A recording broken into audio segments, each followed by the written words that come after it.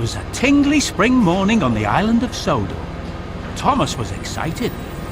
The Fat Controller had sent him to pick up a new special from Jenny Packard.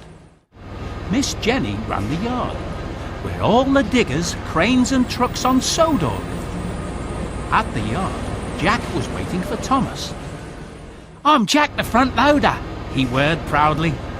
"I can load and unload and carry lots of things." "I can haul and shunt," boasted Thomas.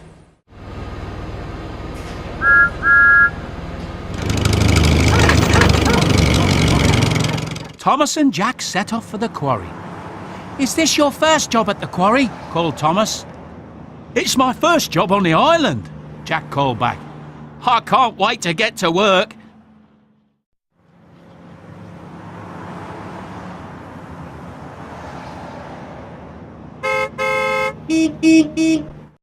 At the quarry, the pack was working hard.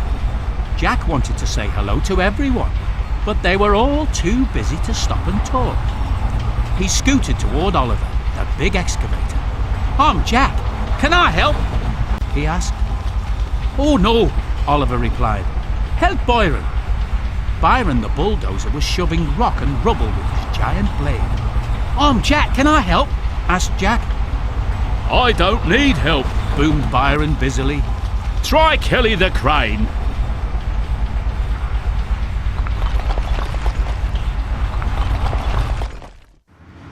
"I'm Jack," Jack whirred, rushing up to Kelly the crane. "Watch out for my paint," snapped the car. "You should look where you're going." "Isabella," scolded Kelly. "Sorry," said Isabella sourly. "But it's too busy here for rushing and pushing." "The quarry can be dangerous," Kelly told Jack. "Safety first. Why don't you go and help Alfie?" "I'm sorry," said Jack. "I'll try to be more careful."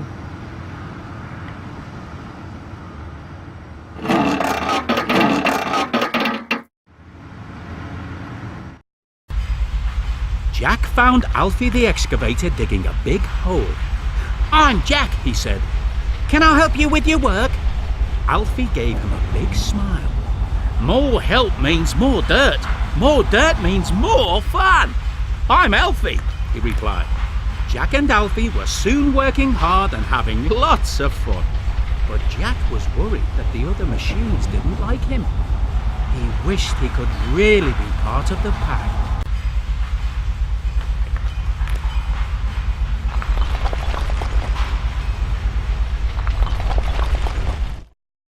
The next day, Thomas chuffed along the branch line, thinking about his new friend Jack. Thomas couldn't wait to get to the old quarry bridge. He knew the pack was working there. He could see how Jack was doing. "I hope he's settling in," puffed Thomas. At the bridge, Jack and Alfie were loading the dump truck Monty. Dust and dirt were flying everywhere. Work had never been such fun. Jack felt very proud. He had tried hard and been very careful. He hoped the pack would see what a good worker he was, and Miss Jenny would let him stay.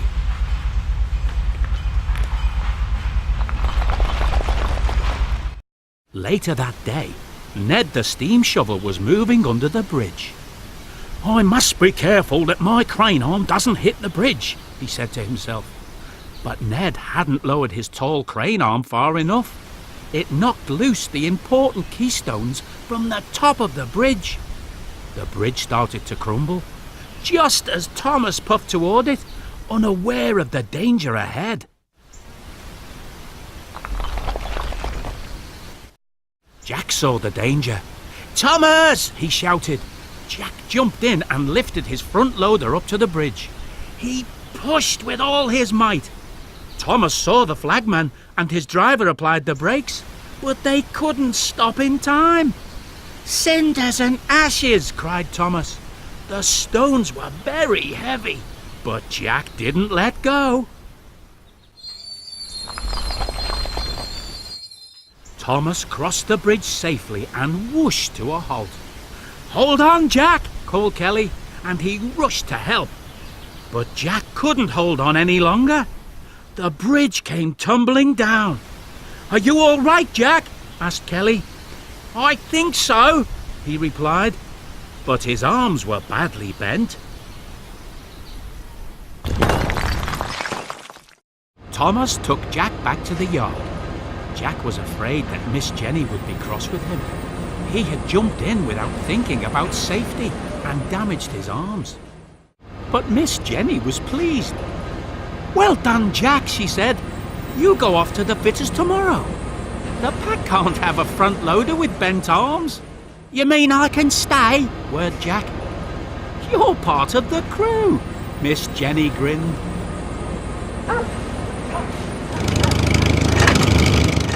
"Welcome to the pack, Jack," shouted Alfie. Kelly and Isabella cheered. Jack was so happy he couldn't think of anything to say. So he just revved his engine and bounced his bucket. Thomas was very pleased that his friend could stay. "Welcome to the pack, Jack," he whistled. "Peep, peep."